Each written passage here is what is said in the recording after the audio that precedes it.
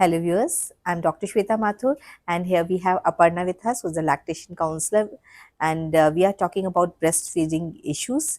तो अपर्णा, एक इम्पॉर्टेंट बात है कि पेशेंट्स कहते हैं कि दूध कम बन रहा है, तो बीच बीच में हम बॉटल फीड टॉप फीड देते हैं बच्चे को, तो ब्रेस्ट मिल्क एडिक्वेट आए, इसके लिए क्या क्या इम्पोर्टेंट बातें हैं?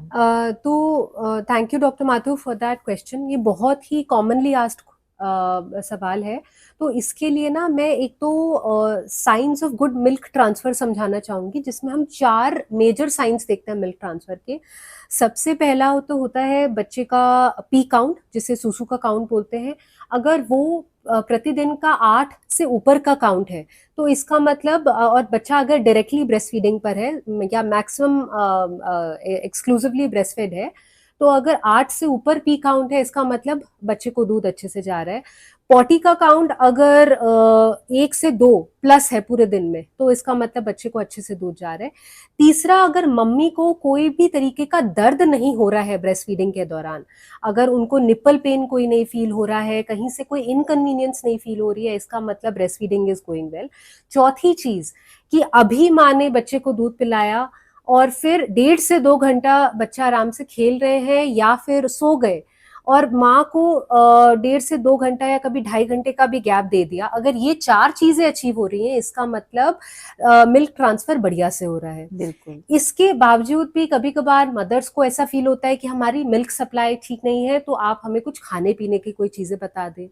तो उसमें मेरा तो एक जनरल जवाब यही होता है कि आप हर चीज खाएं मॉडरेशन में, और एक बहुत ही अच्छी हेल्दी वेल बैलेंस्ड डाइट लें, न्यूट्रिएंट रिच डाइट लें।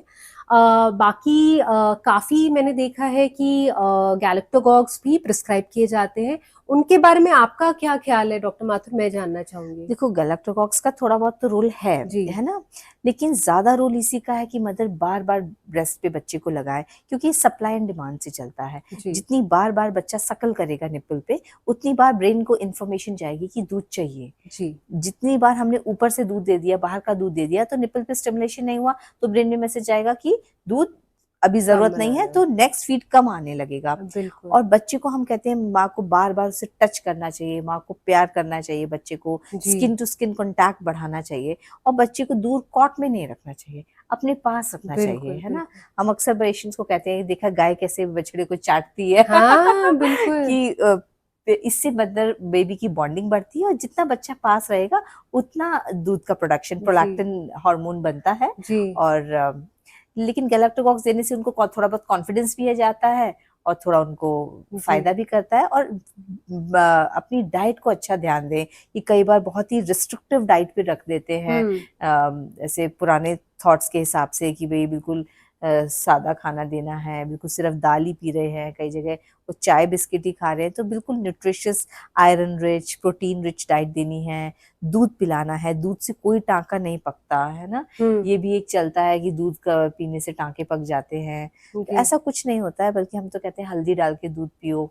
तो पूरे न्यूट्रिशन का ध्यान रखना है, और आप जितना ट्राई करेंगे बच्चे को दूध पिलाने के लिए, उतना ही आप सक्सेसफुल ब्रेस्ट फीडिंग कर सकते हैं। इसमें आपने एक मैं बस ऐड करना चाहूंगी, डॉक्टर माथुर ने 2-3 बहुत अच्छी टर्म्स बोली कि मैक्सिमम स्किन टू स्किन, अगर आपको लगता है लो मिल्क सप्लाई है तो मैक्सिमम स्किन टू स्किन, बच्चे को क्लोज रखना, बार बार फ्रीक्वेंटली लैच करवाना, तो इन सब से सबसे ज्यादा फर्क पड़ता है। वर्सेस अगर आप सिर्फ अच्छा डाइट ले रहे हैं और गैलेक्टोकॉक्स ले रहे हैं, बट बच्चे को बार बार अपने ब्रेस्ट पे नहीं लेकर आ रहे हैं, तो वो कहीं ना कहीं आपके ब्रेस्ट फीडिंग को कॉम्प्रोमाइज करेगा। वर्सेस आप बहुत अच्छी डाइट ले रहे हैं और बच्चे को भी बार बार आप स्किन पे लेकर आ रहे हैं और कॉन्टिन्यूस उनको ब्रेस्ट ऑफर कर रहे हैं, तो उससे बहुत बेनिफिट मिलता है।